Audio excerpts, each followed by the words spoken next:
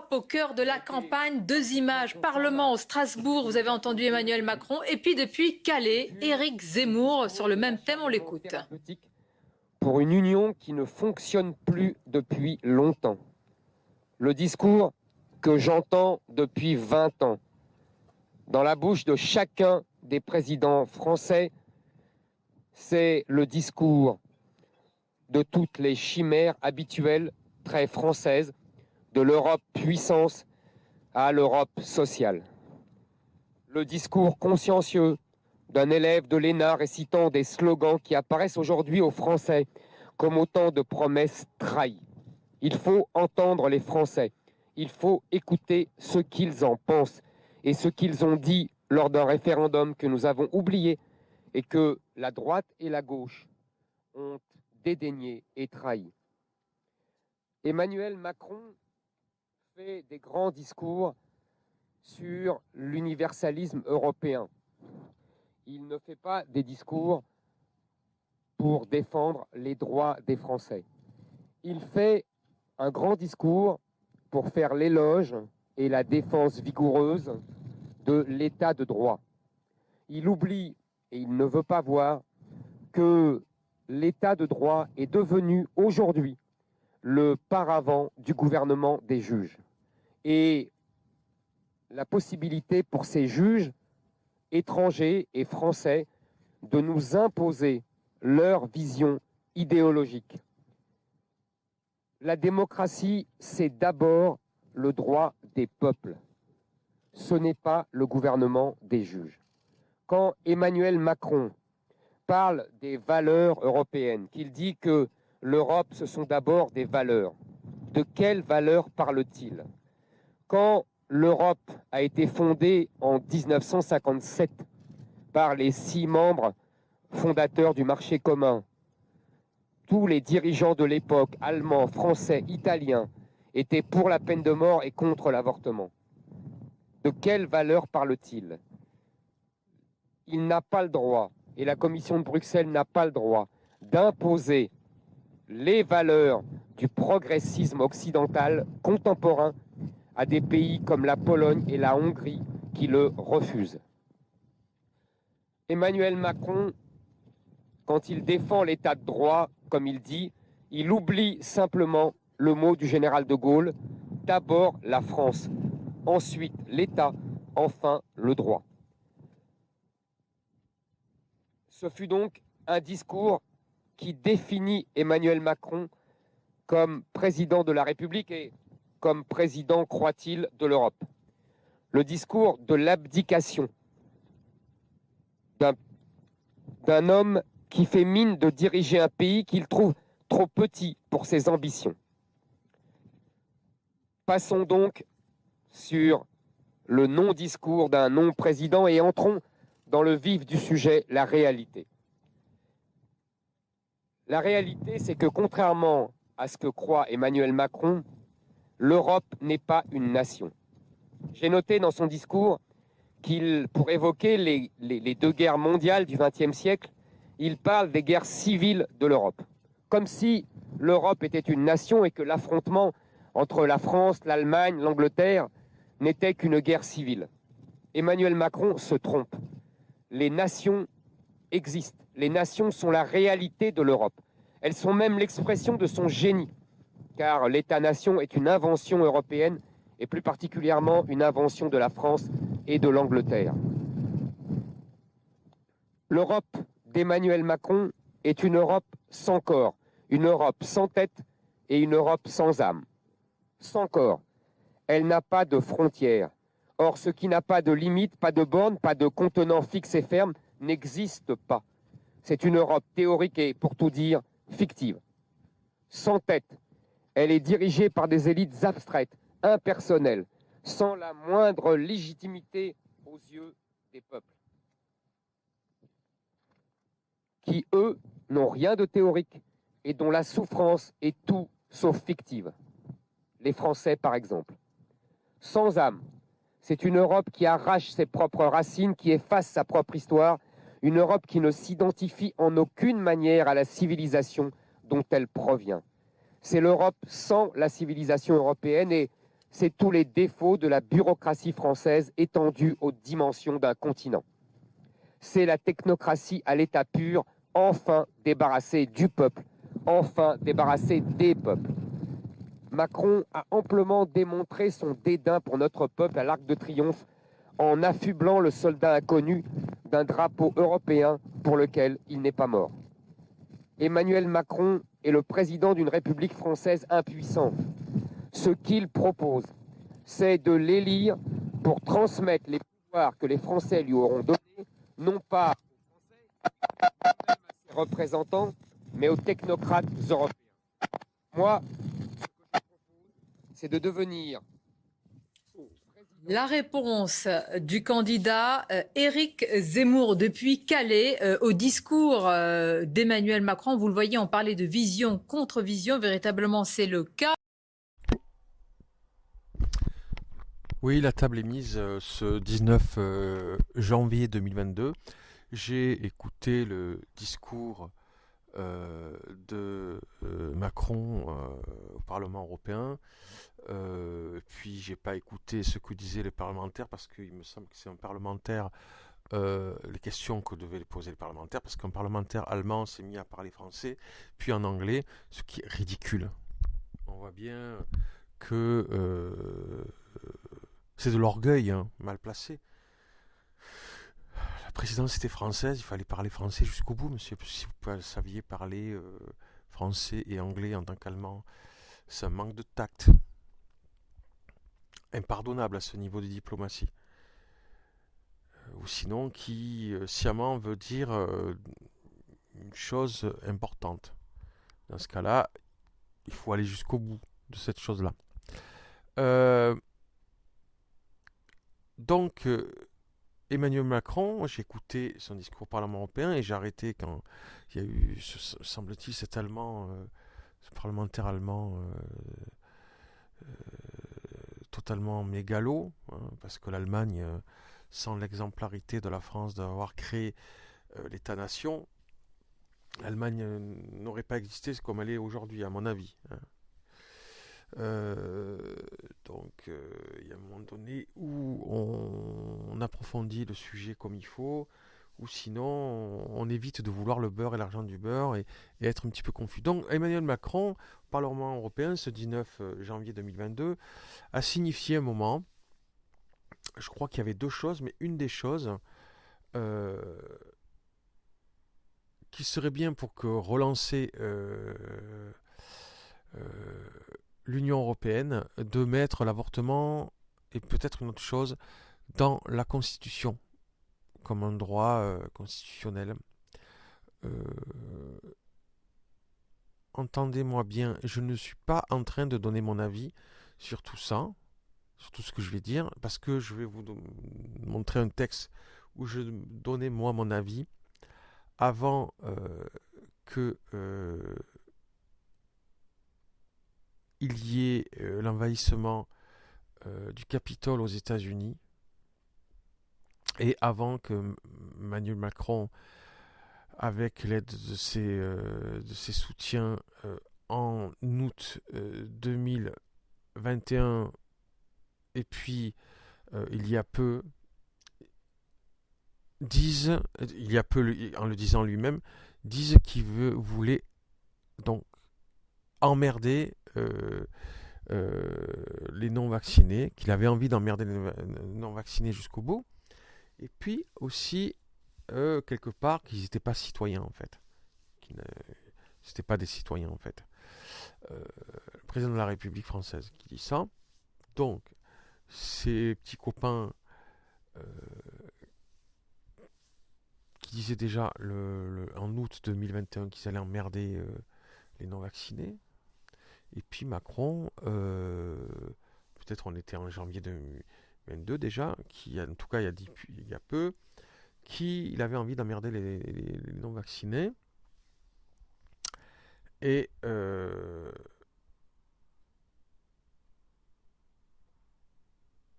que les non-vaccinés n'étaient pas des citoyens. Bon. Donc ce jour, au Parlement européen, il signifiait que pour relancer l'Union européenne en partie, il faudrait mettre l'avortement dans la Constitution européenne dans tous les pays. Enfin bon, bref, constitutionnaliser cela au point de vue de l'Union européenne. Et puis peut-être autre chose. On sait très bien, contrairement à ce que disait Zemmour dans son discours juste avant, il a été coupé parce que je pense que techniquement ça allait pas. Éric Zemmour défend lui les racines chrétiennes de l'Europe, de la France et de l'Occident et de l'Europe. Ce que les woke, cancel culture, etc., qui viennent des États-Unis, attaquent plutôt. Hein. C'est-à-dire qu'il faudrait magnifier toutes les origines et religions, mais surtout pas le christianisme, dont certains woke disent que c'est du fascisme. Je répète, je donne pas mon avis, je donne des faits. Moi, mon avis, je l'ai déjà donné, je le redis. Avant ce qui s'est passé au Capitole aux États-Unis et après les propos de Macron et ses petits amis qui se permettent. Moi, je dis avec le Conseil constitutionnel parce qu'ils n'ont pas, ils ont rien dit ils n'ont pas réprouvé Macron quand il a dit ça. Ses petits amis en août 2021 et maintenant, début 2022, qui voulaient emmerder les non-vaccinés et qui n'étaient pas des citoyens. Donc, je mets dans l'eau le Conseil constitutionnel.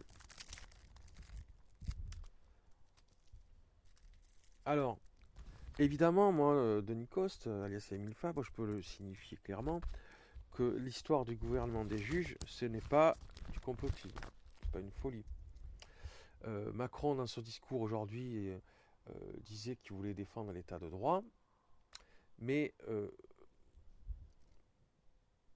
il n'a pas parlé de racines chrétiennes, il n'a pas parlé de frontières clairement dans l'Union européenne, et il n'a pas parlé de l'idéologie woke, cancel culture, etc.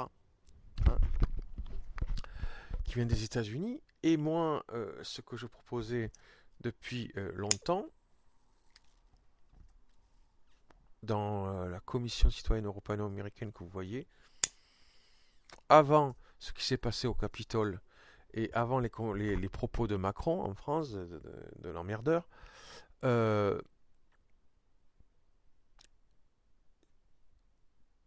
eh bien que des citoyens et ou les administrations américaines et françaises et plus largement européennes travaillent à constituer une constitution commune. Alors bien sûr, tout cela n'a pas été fait par arrogance et mégalomanie qui frise ou qui est totalement folle des Américains en ce moment avec le woke, cancel culture, etc. Qu'ils accusent les Français, etc. sans voir que la France a aboli l'esclavage avant eux et qu'elle a été un modèle pour les États-Unis. Enfin bon, j'en ai assez parlé de cette folie woke. Je ne vais pas en parler plus ici parce que de toute façon j'ai pas beaucoup d'espace libre sur l'ordinateur, il va falloir que j'aille rapidement.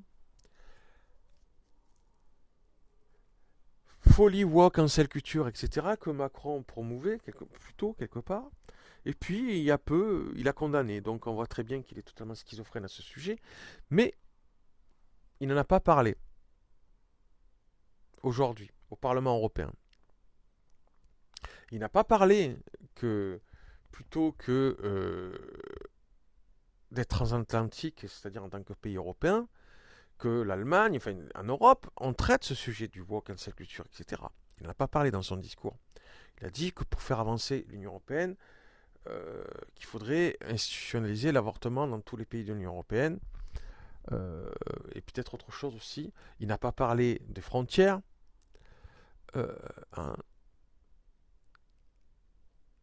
Il n'a pas parlé des racines chrétiennes. Et on voit très bien que le woke, etc., le fustige plutôt. Et d'ailleurs, je vous laisserai une émission peut-être qui vous face à l'info d'aujourd'hui, des parties qui peuvent être intéressantes à ce sujet pour approfondir la réflexion après mon propos, si ça vous intéresse. Voilà. Donc, alors,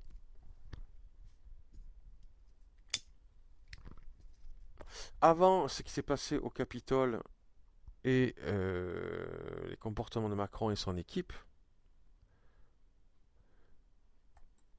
j'avais proposé, là il y a marqué 30 décembre 2019, mais je crois que j'avais écrit ce texte bien avant,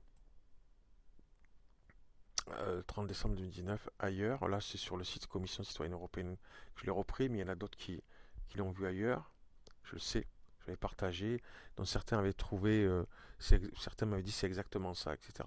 Donc bien avant ce qui s'est passé au Capitole et puis le comportement de Macron et ses équipes en France, j'avais proposé ce texte-là.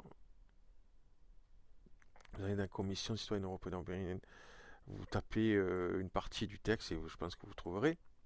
Donc moi, ma proposition a été faite. Donc je ne parle pas sans rien dire. Et là, je donne que les faits pour montrer, surtout aux chrétiens, que là, la table est mise. Hein?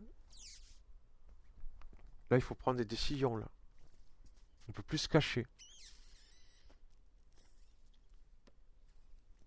Surtout en France.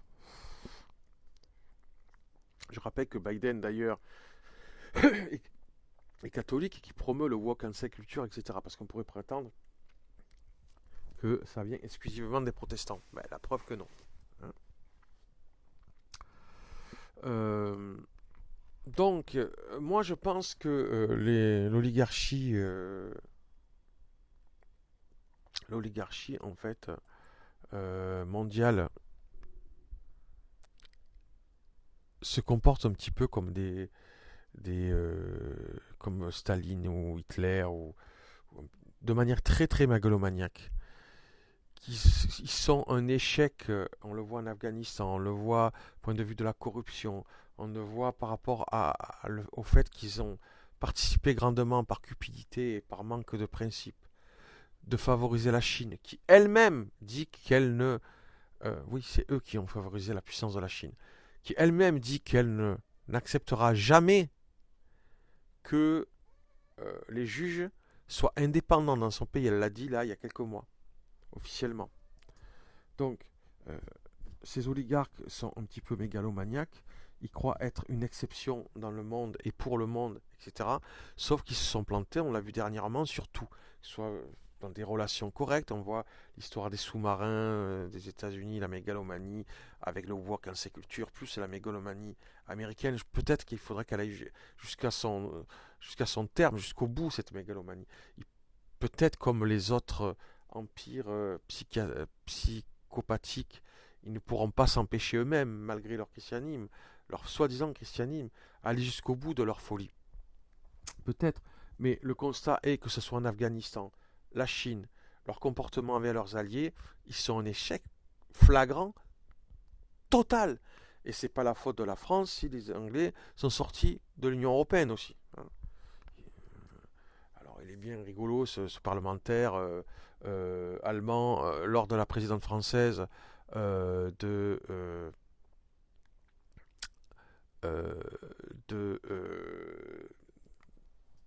parler de manière hypocrite en français puis en anglais. Mais je vois pas en quoi la France est responsable que les Anglais ont été pour le Brexit. Hein. Je vois pas en quoi. Je vois pas en quoi la France est spécialement responsable d'avoir fait en sorte que la prochaine puissance, première puissance du monde, c'est-à-dire la Chine, puisse l'être tout en défiant et piétinant les droits et libertés fondamentales. Et en le disant officiellement. Je vois pas plus que l'Angleterre ou les États-Unis, la France est responsable de ça. De la montée de puissance de la Chine, et puis etc., etc., etc. La France, le français non plus, et les Français, ce qui passait en Afghanistan, je vois pas en quoi ils sont les premiers responsables. Donc les Allemands, franchement, ils ont un orgueil très mal placé, mais le courage, à part d'agir en meute et de manière excessive, n'existe pas chez eux, en fait. Et les principes, bon. Donc, j'estime que ces oligarques, en dehors de toute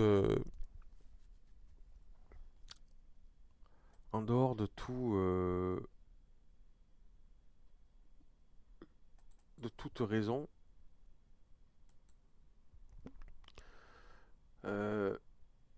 se comportent comme des mégalos, des fadas en fait.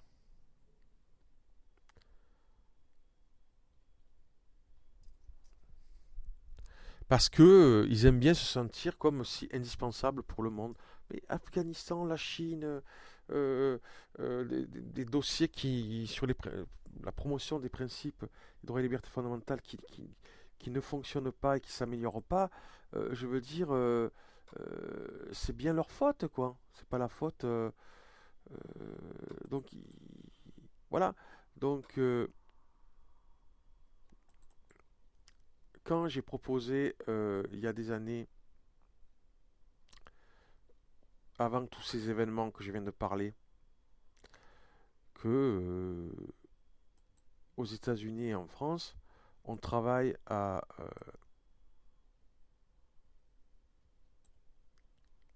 une constitution commune,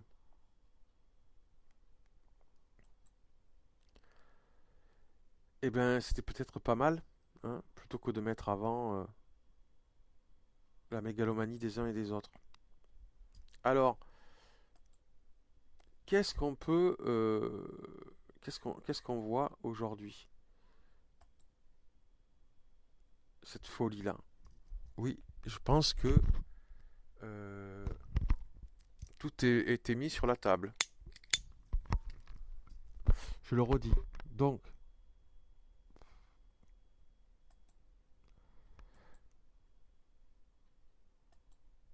on voit que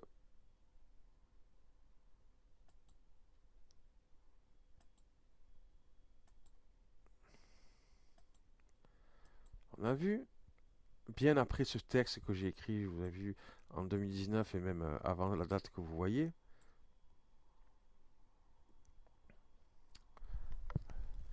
on a vu que la Pologne, à un moment donné, ne voulait pas abandonner leur constitution. Pour les beaux yeux, c'était la date en octobre, ouais, début octobre 2021, ne voulaient pas abandonner leur constitution. Parce que déjà l'Europe ne leur avait pas demandé clairement.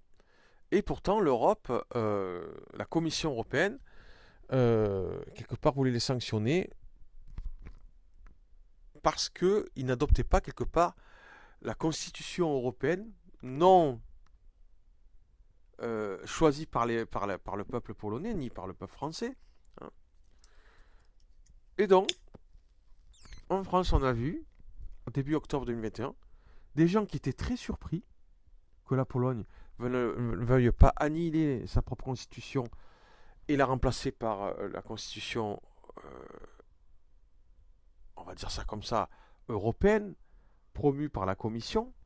Donc on voit là dans le Parisien le 8 octobre une attaque contre l'Union européenne, le fait que la Pologne tienne à sa constitution. Hein. Et puis, le même jour, le 8 octobre 2021, là c'est Marianne maintenant, le stupéfiant coup de menton de la Commission européenne contre la Pologne. Le stupéfiant coup de menton de la Commission européenne contre la Pologne.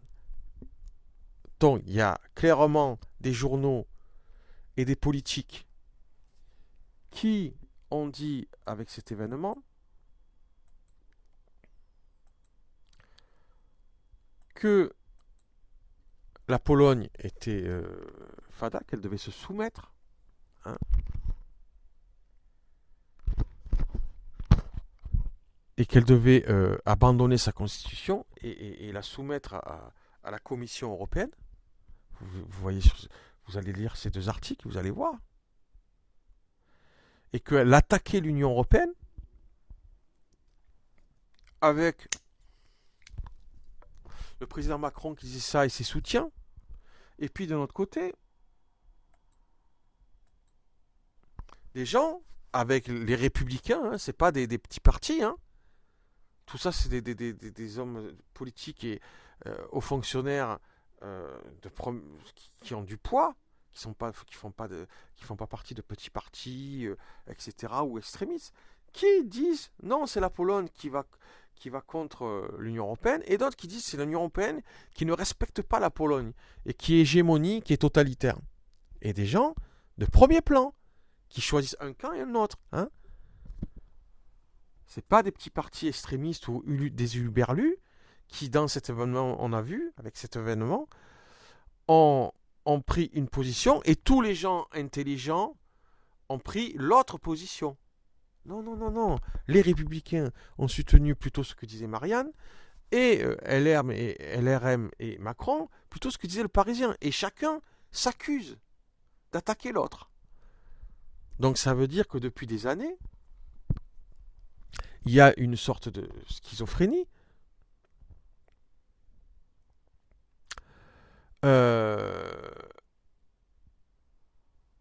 Chez nous, quoi. Dans l'Europe. Et on le voit aussi aux États-Unis, avec le woke, la cancel culture, etc.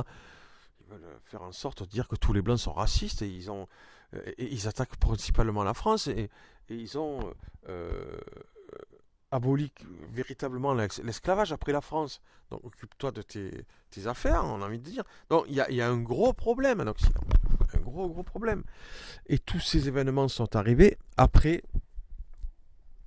ma proposition à moi que j'ai fait à la Commission européenne, la Commission citoyenne européenne américaine, en disant en gros, il faut voir dans à propos que pour approfondir et affirmer un peu plus les droits et libertés fondamentaux des citoyens en Occident, les États-Unis ou les pays nord-américains et l'Union européenne, mais surtout la France, devraient travailler ensemble à faire une constitution commune, bien avant tous ces événements.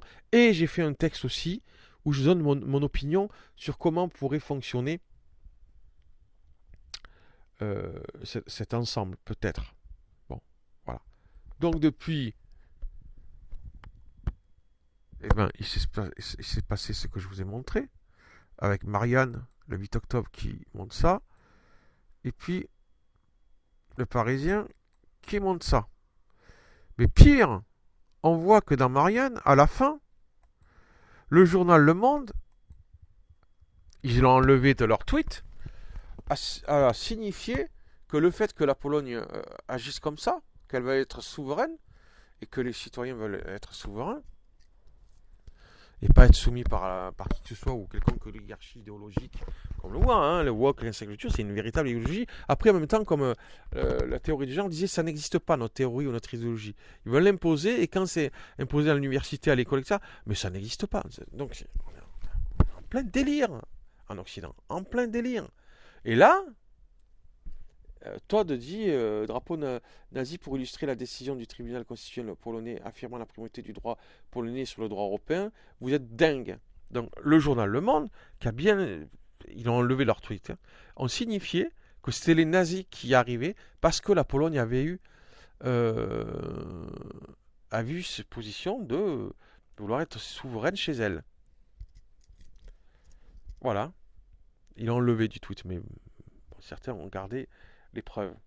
Voilà. Où l'on voit aussi que qu'en France, hein,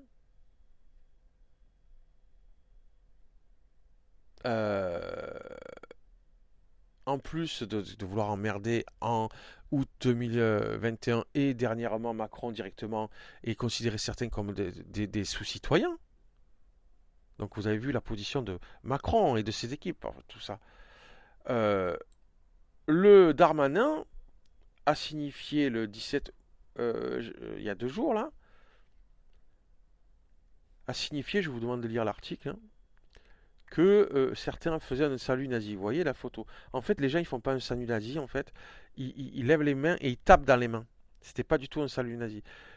On voit la vidéo, vous allez voir cet article, vous retrouverez la vidéo, elle est là. En fait, c'était pas un salut nazi. Les gens, ils tapent dans les mains. Ils disent liberté, tac, tac, tac.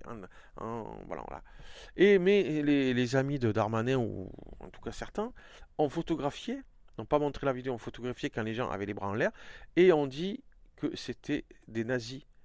Voilà. Encore une fois, donc certains oligarques plutôt proches de Staline ou d'Hitler, hein,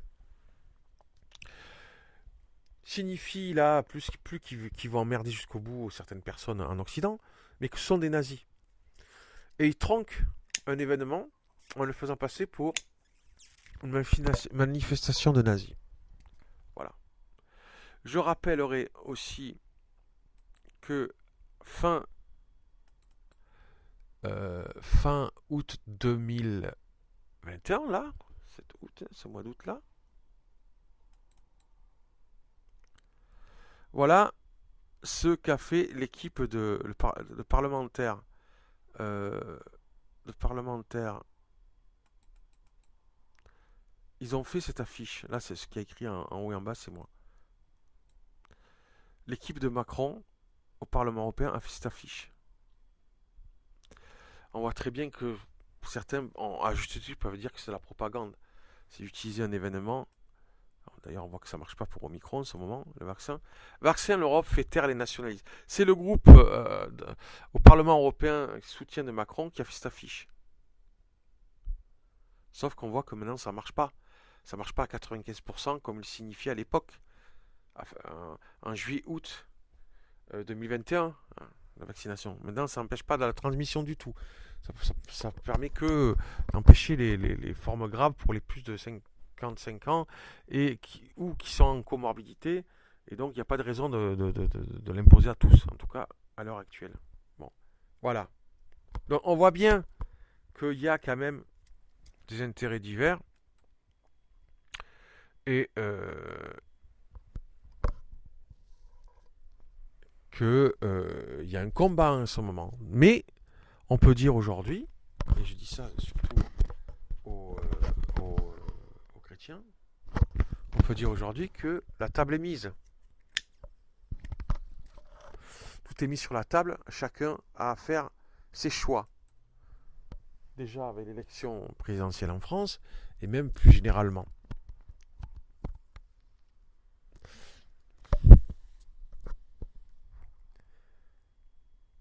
Alors,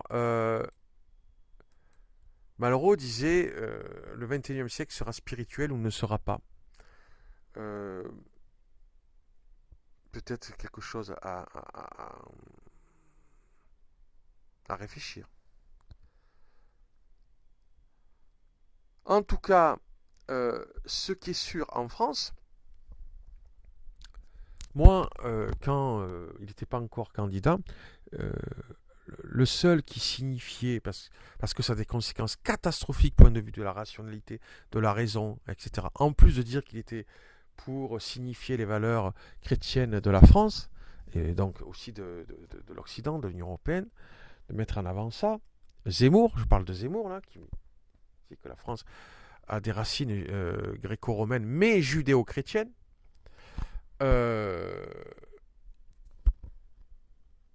Il a été le premier et le seul à vouloir lutter contre le woke, la cancel culture, etc. Voilà.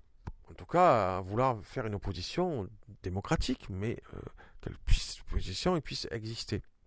Voilà pourquoi j'ai dit à un moment donné, puisque c'est le cas, si je devais être militant, je soutiendrais Zemmour. Maintenant, on voit que tout le monde, sur plein de plans, les républicains ont repris les thèmes de Éric Zemmour sur certains aspects. Donc, moi, je ne suis pas de la Zemmour-mania, c'est que devant ce constat et de cette épidémie du woke en culture, etc., en fait, en tout cas, voilà, il n'y avait pas d'opposition, il n'y avait que lui, donc on va pas lui reprocher. Donc, après Macron, qui a été lui-même woke, cancel culture, etc., a dernièrement, il n'y a pas longtemps, dit qu'il était contre. C'est ce que je vous ai dit tout à l'heure. Donc, la confusion, encore toutes les confusions que je vous ai montrées, elle est là. Ce que je proposais avant ce qui passait, moi, au Capitole, en France, avec Macron et ses équipes, comment ils traitent, etc., les citoyens français. Et en plus, il a confirmé devant on va dire la présidente de la Commission européenne allemande. Il a dit qu'il ne regrettait pas ses propos. Je crois que c'était à l'Élysée. Je ne suis pas sûr. Devant elle qui n'a rien trouvé à redire. Donc, la table est mise. Comme je vous dis, la table est mise. Vous réfléchissez. Mais au moins, avec moi, et si je m'exprime mal parce que j'ai pas assez d'espace sur l'ordinateur, je suis obligé d'aller vite, etc. La table est mise. Et au moins, vous pourrez vous faire vos choix en conscience, sans faire semblant de ne pas comprendre ou de ne pas avoir tous les éléments, etc. Bon. On est dans la confusion. C'est pas de Nikos qui le dit parce que prétendument, il est lui-même. Hein. D'ailleurs, officiellement, on me fait passer pour fou et dernièrement on m'a dit non mais plus maintenant, mais on n'aurait pas dû, etc. Plein de personnes. Voilà. Je vous le dis, vous n'étiez pas au courant, mais ça m'est égal de le dire maintenant parce que voilà ce qu'on en dit aujourd'hui. Alors, on le voit avec l'histoire de la Pologne. Hein. Des gens de renom, et même la presse de renom, totalement opposés, et qui disent que si on ne pense pas comme eux, on attaque, on est agressif, mais avec des idées totalement opposées. Donc les uns les autres disent que ceux qui ne pensent pas comme eux, des gens de la presse et de la politique de premier renom, de renom, voilà, si on n'est pas d'accord avec eux, qu'on attaque. Les deux camps sont opposés, mais ils disent que c'est les autres qui attaquent. C'est des mots forts. Donc on voit qu'il y a une schizophrénie, ou des choses qui n'étaient pas mises en avant en Occident et dans l'Union européenne. Alors, moi je sais pas.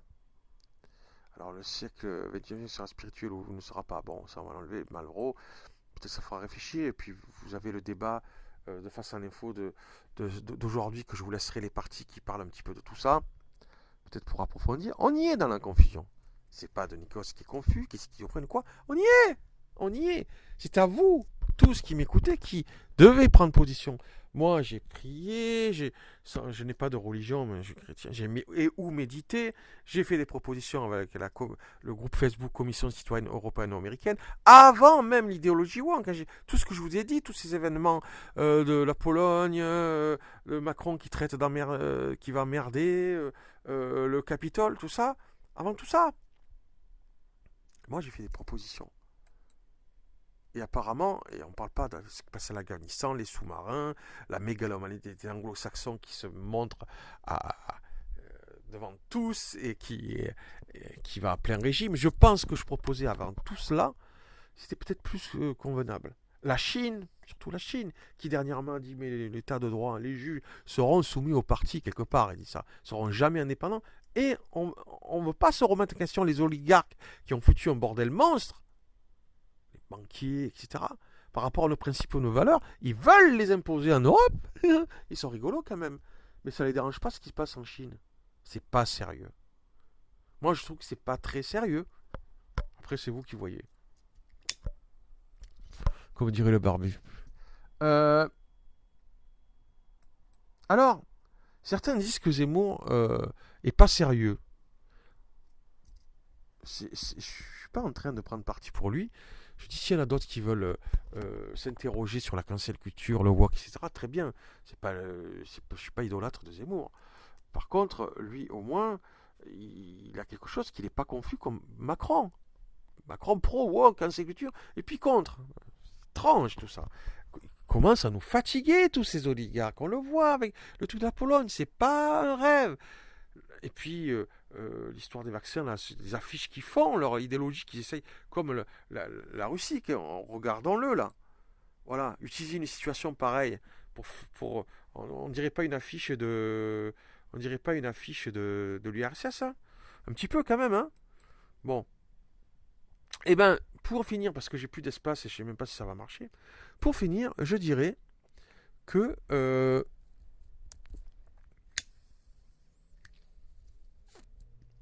et après je vous laisserai avec pour approfondir.